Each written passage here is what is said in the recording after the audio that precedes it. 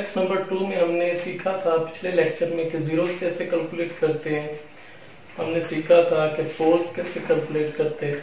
अब जीरो और पोल्स को मिला के हम एक थ्योरम सीखने वाले हैं और वो थ्योरम कहलाता है आपका आर्गुमेंट प्रिंसिपल थ्योरम। इसकी पहले हम स्टेटमेंट सीखते हैं, फिर हम इसके प्रूफ की तरफ बढ़ते हैं। और ये बड़ा ही एग्जामिनेशन के हवाले से बड़ा ही इंपॉर्टेंट थ्योरम है और अमूमन ये एग्जाम में आता है।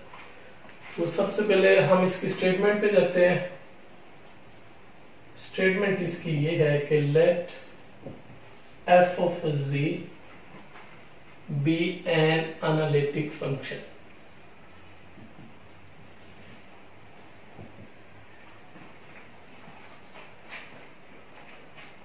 inside and on the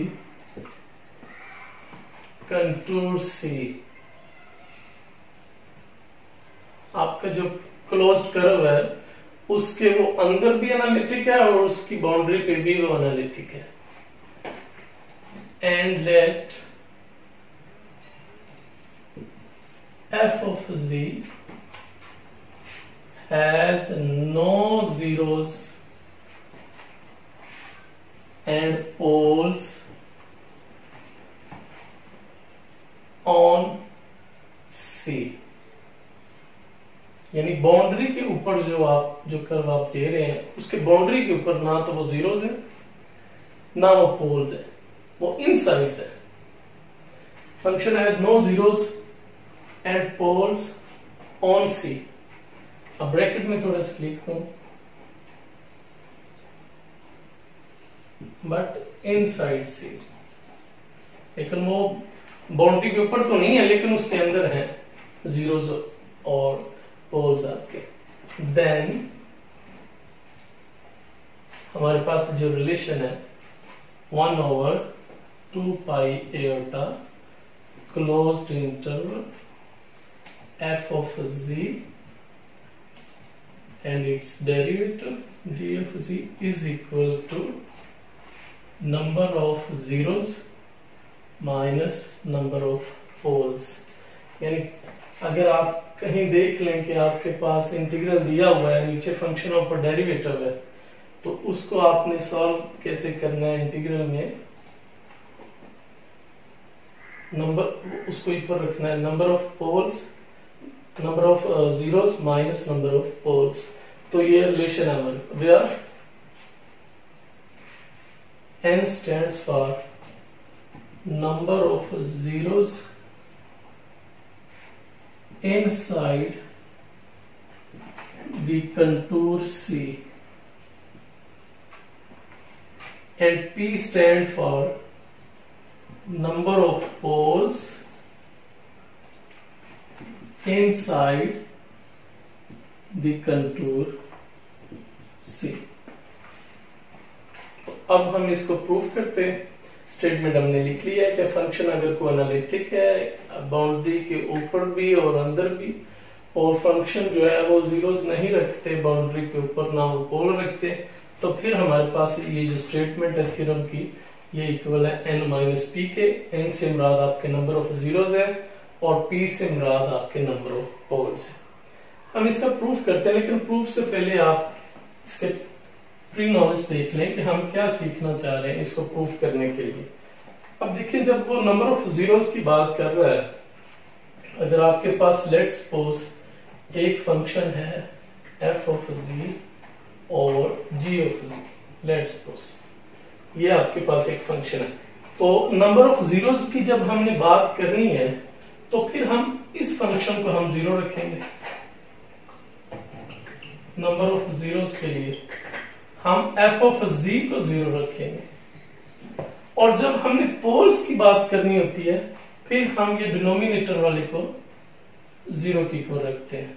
number of poles के लिए हम क्या करते हैं कि g of z इसको जीरो, तो वहां से हम वो पोल अपने निकाल लेते हैं। तो नंबर ऑफ जीरोस फाइंड करने के लिए आपको करना ये पड़ेगा कि f of z यानी आप नोमिनेटर वाले को आप करेंगे जीरो की इक्वल, और अगर नंबर ऑफ पोल्स निकाल रहे हैं तो डिनोमिनेटर को आप जीरो रखेंगे। और इसके अब हम बकायदा इसका प्रूफ करते हैं। स्टेटमेंट हमने देख ली है, तो अब हम इसके प्रूफ की तरफ बढ़ते हैं। प्रूफ में सबसे पहले आप डायग्राम बनाएं। डायग्राम में आप बताएं कि ये हमारे पास पोल्स पड़े हुए हैं, ये हमारे पास जीरोस पड़े हुए हैं, फिर उनकी मदद से आप कैलकुलेशन करें। आप पहले कंटूर बनाए, हमारे पास जो कंटूर सी है, ये क्लोज पाथ है। अब इसके अंदर देख लें कि हमारे पास एक फर्ज करें, कोई एक हमने सर्कल C1 ले लिया, एक हमने सर्कल C2 ले लिया, ये नॉन ओवरलैपिंग है, और यहां पे वो हमारे पास वैल्यूज पड़ी हुई है अल्फा, और यहां पे वैल्यूज पड़ी हुई है बीटा।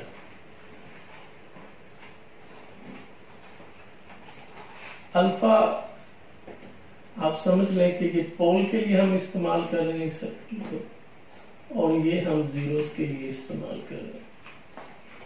यानी जब आप पोल्स की बात करेंगे तो आपके पास एक ऐसा पॉइंट है जहां पे फंक्शन एनालिटिक नहीं है और वो अल्फा है, और जब आप जीरोस की बात कर रहेंगे तो आपके जो बीटा है वो आपका जीरो है, तो उसका ऑर्डर बाकी जो मर्जी हो सकता है। तो आपकी ये डायग्राम, तो जब आपने स्टार्ट करना है तो थोड़ी सी स्टेटमेंट लिख लें कि let's C is a simple closed curve and C1 and C2 are the non-overlapping circles.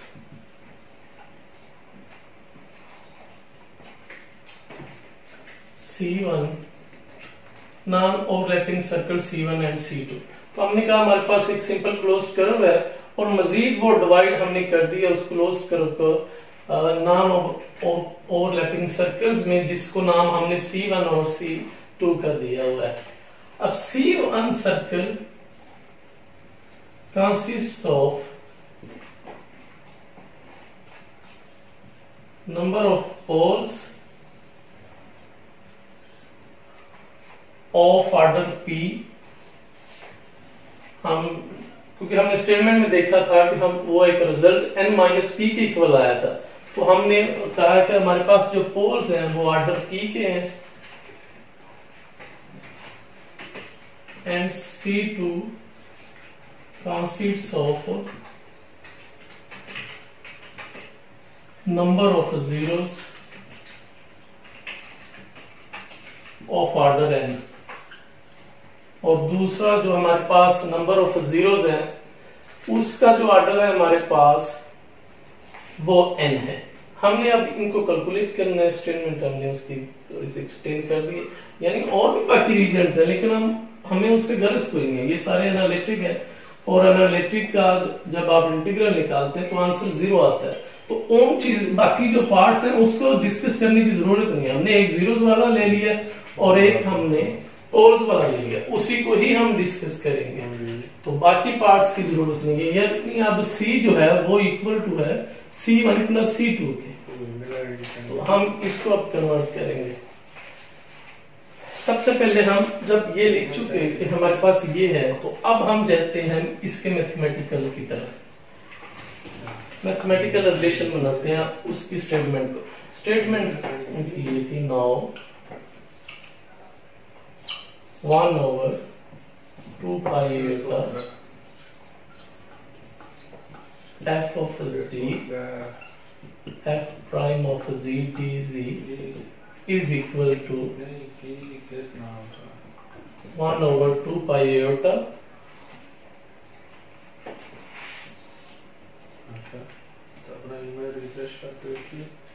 C1 f of z f prime of z dz plus 1/2 pi eta C2 F of G F prime of G D of G. तो ये हमने उसको divide करके लिख लिया कि हमारे पास जो इंटीग्रल था हमने उसको कन्वर्ट कर दिया C1 में प्लस C2 में, तो हमारे पास ये आ गया। अब हम इसको सॉल्व करेंगे, इस फैक्टर को अलग से सॉल्व करेंगे और इस फैक्टर को अलग से सॉल्व करेंगे और इसकी जो वैल्यूज आएगी वो यहाँ पे इक्वेशन नंबर 1 में पुट कर लेंगे। तो अब हम ये करने जा रहे हैं कि हमने लिख तो लिया इसको, अब हम इसको अलग से सॉल्व करेंगे और इसको हम अलग से सॉल्व करेंगे। अगर आप पोल्स पहले करना चाहते हैं तो आपको C1 पे पहले जाना पड़ेगा, अगर आप जीरोस पहले कैलकुलेट करना चाहते हैं तो आपको जाना पड़ेगा। तो सबसे पहले हम चलते हैं C1 के लिए कि हम उसकी कैलकुलेशन क्या कर सकते हैं। तो for poles for circle C1, अब सर्कल C1 के लिए अगर आप कैलकुलेशन करने लगे हैं तो ये पोल्स पे है, और पोल्स के लिए अगर हम फंक्शन लिखना चाहें, जैसे कि हम ये फंक्शन लिखना चाहें तो हम इसको लिखेंगे F capital of G minus alpha. ये एक ऐसा पॉइंट है जहां पे फंक्शन हमें लिख नहीं है, और इसका जो आर्डर हमने लिया हुआ है वो पी है। अब हमने ये फंक्शन कैसे बनाया ये जरा ध्यान से समझ लीजिएगा कि हम जब फंक्शन बनाते हैं तो पोल को हम बटे के नीचे लिखते हैं, डिनोमिनेटर में जिसको कहते हैं वो लिखते हैं। जब हम जीरोस की बात करते हैं तो फिर हम ऊपर लिखते हैं। और साथ में आपको पता है कि क्वेश्चन इंटीग्रल जब आप लोग लगाते थे तो उसके लिए क्या जरूरी होता था कि अगर नीचे कोई हमारे पास ऐसी टर्म है, ऊपर एफ ऑफ जी आना चाहिए डी ऑफ जी, फिर हम उसको लिख सकते थे 2 पाई ओटा इनटू एफ ऑफ अल्फा। ये क्वेश्चन इंटीग्रल हमने सीखा था। तो एक तो फंक्शन ऊपर होना चाहिए एफ ऑफ जी, हमने उसको कैपिटल, क्योंकि स्मॉल इधर था तो हमने कैपिटल इसको नाम दिया। और अब पोल बना ले ऑर्डर पी के हैं तो उसकी पावर हमने पी कर दी है जी में, तो ये इस तरह से बनते हैं। और जब हम जीरो के बनाएंगे तो जस्ट क्या करेंगे कि एक फंक्शन हम जी ऑफ जी ले लेंगे और साथ में ये पावर नीचे की बजाय ऊपर आ जाएगी, यानी अब इसमें बीटा है तो बीटा आ गया और उसका ऑर्डर हमने एन लिया हुआ है तो वो एन आ जाए, तो ये फिर हम जीरोस के लिए ये फंक्शन बन जाएगा। तो पहला हमने फंक्शन बनाया फॉर पोल्स के लिए। आप दोनों साइड्स पे लॉग अप्लाई कर दें।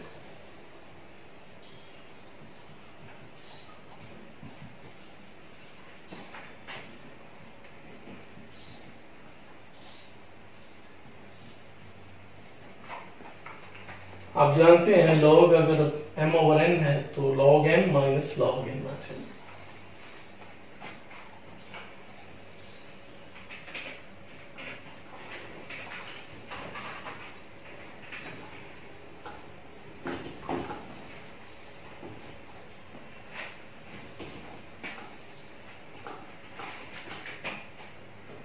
लॉग की प्रॉपर्टी इस्तेमाल करते हुए हम ये लिखेंगे log f of z is equal to log capital F of z minus log z minus alpha power 2.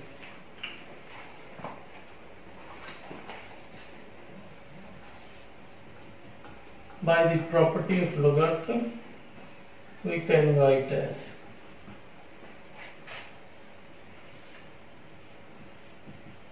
अब देखिए ये log क्यों लिया जा रहा है, सारी इस पे वो है कि आपका जो रिजल्ट है वो आपका ये है कि 2 पाई आयोटा अब फंक्शन और डेरिवेटिव। अब फंक्शन और डेरिवेटिव उसी वक्त आते होते हैं कि फर्ज करें अगर log पड़ा हो कोई फंक्शन है, आप अगर उसका डेरिवेटिव लें तो आप लिखते हैं f of z into F prime of z।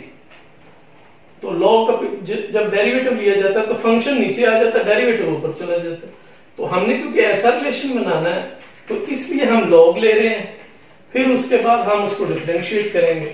तो सबसे पहले हमने log ले लिया, तो अब हम इसको डिफरेंशिएट कर देंगे विद रिस्पेक्ट टू z।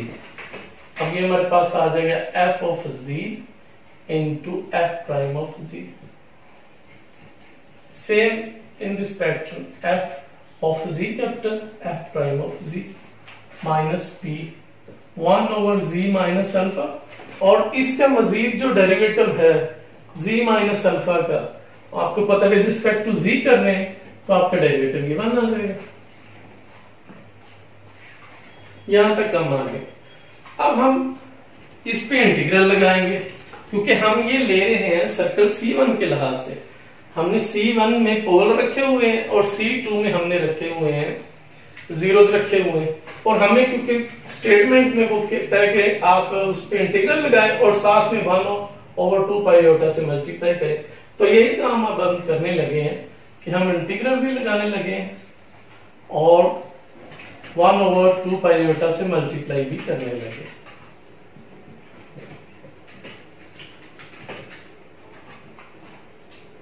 ये हमने इंटीग्रल भी लगा दिया, 2 पाई आयोटा से मल्टीप्लाई भी कर दिया।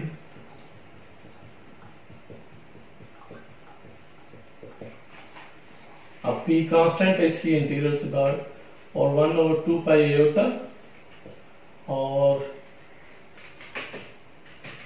z minus alpha into dz।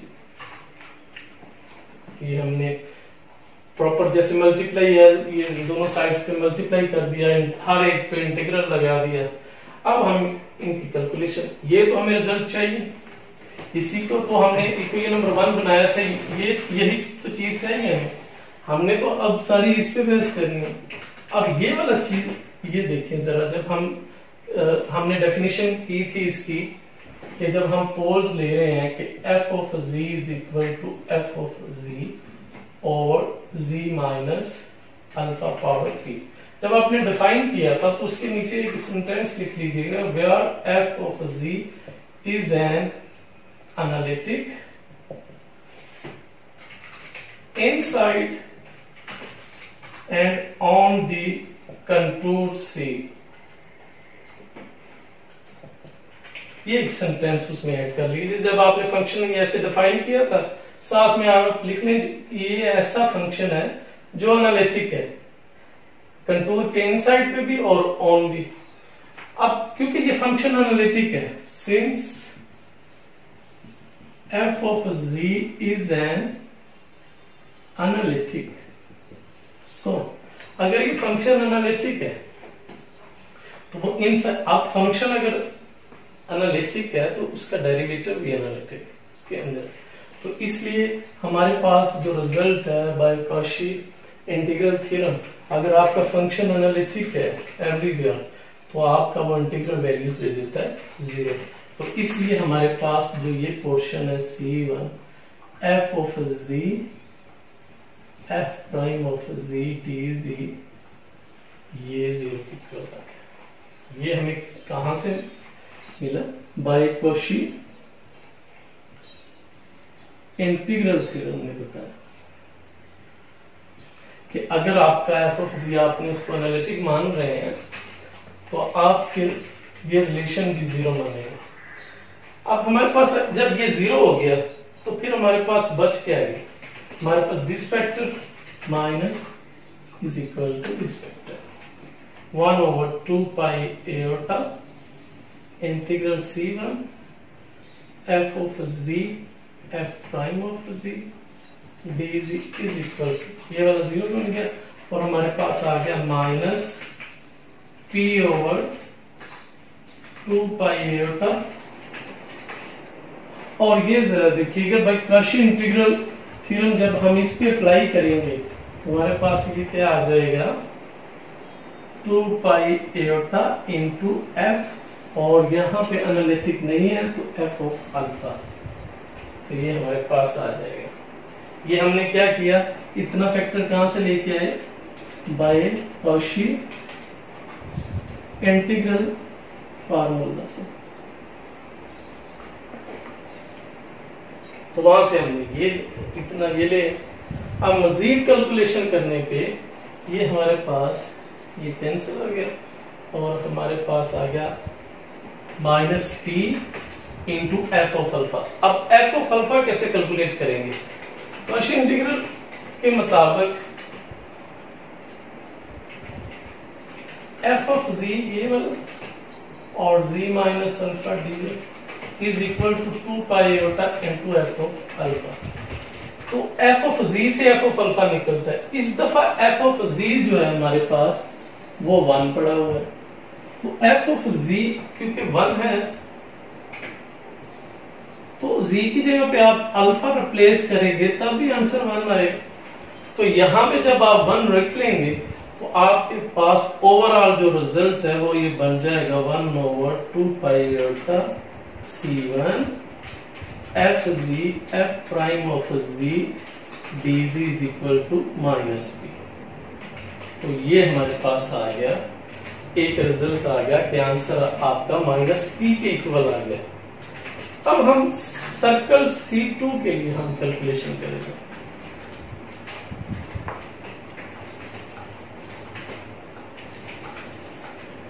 For circle C2, और C2 में हमने जीरोस रखे हुए हैं सारे, जो भी आपका फंक्शन जीरोस दे रहे हैं वो हमने सारा रखा हुआ है।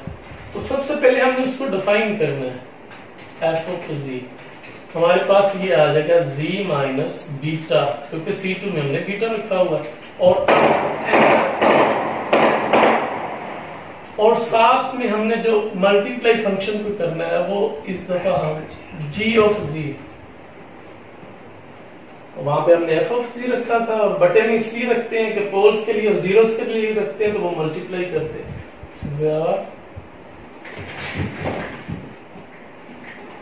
an analytic function inside and on the contour C। हमने g of z को डिफाइन कर दिया कि वो एनालिटिक है इनसाइड और कंटूर C पे, और ये हमने रिजल्ट सीख लिया कि ये -p के इक्वल है।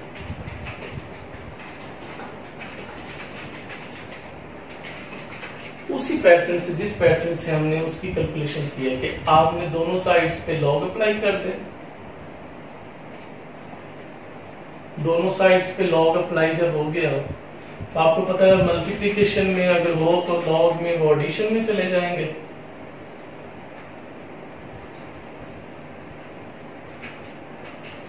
और पावर पहले आ जाएगी लॉग में।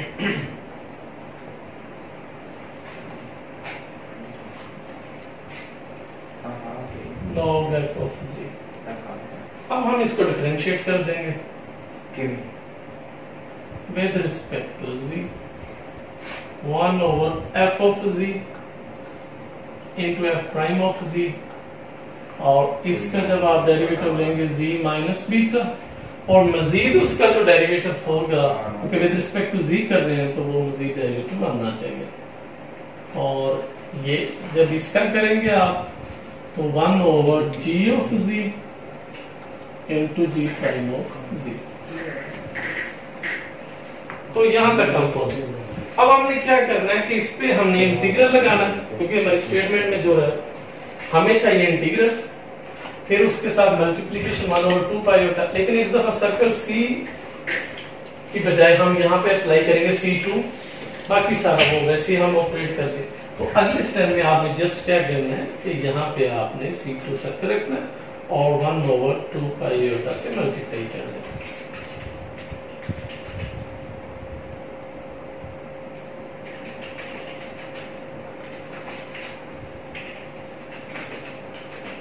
C2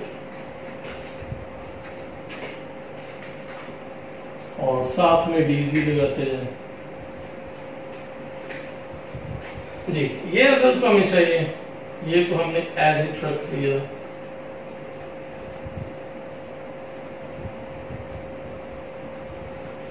अब यहां पे आ जाए, n आपका कांस्टेंट है तो बाहर चला गया। अब इसका z माइनस बीटा का integral by partial integral formula हमारे पास आ जाएगा 2 pi iota into f of beta. ये पार्शियल इंटीग्रल में हमने बार बार इस चीज को सीखा। और 2 पाई आयोटा, अब ये है कि फंक्शन एनालिटिक एवरीवेयर, तो that's why this integral is equal to 0। तो जैसे हमने वो पिछला रेफरेंस दिया था कि function capital F of analytic everywhere, तो इसलिए वो इंटीग्रल आपका 0, तो इसलिए ये भी इंटीग्रल आपका 0 होगा। इसका आप रेफरेंस दे दीजिएगा कि since g of z is an analytic, so integral of g of z, g prime of z is equal to 0। तो वो इसलिए हमने उसको 0 रख लिया है। अब ये कैंसिल हो गया, बहुत सारा 0 हो गया, तो हमारे पास आ गया 1/2 pi eta integral c f of z f prime of z dz और f of बीटा। अब देखें फंक्शन आपका f of z 1 है, तो आप उसकी जगह पे बीटा भी रिप्लेस करेंगे तब भी आंसर 1 ही आएगा, जैसे f of अल्फा में आया।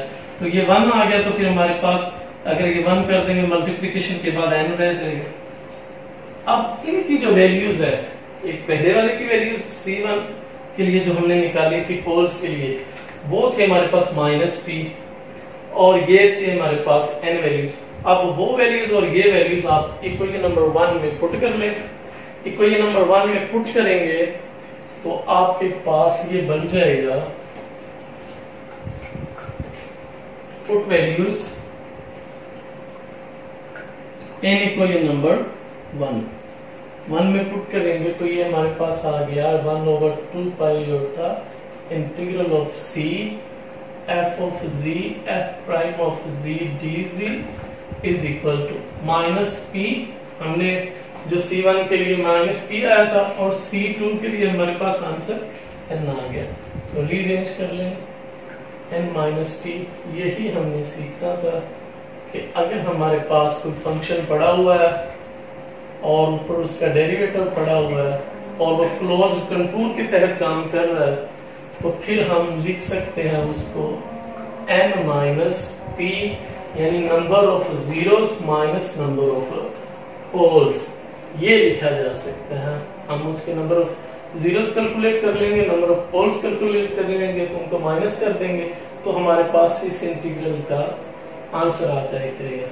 तो ये थ्योरम डिटेल से एक्सप्लेन हो गया। इसमें मजीद आप देखें, चेक करें, कैलकुलेशन करें, कोई भी आपको मसला आ रहा है तो आप हमें बताएं। कल हम इसके एग्जाम्पल्स करेंगे, इसके क्वेश्चन करेंगे। आज के लिए हमारा यही है। अल्लाह हाफिज।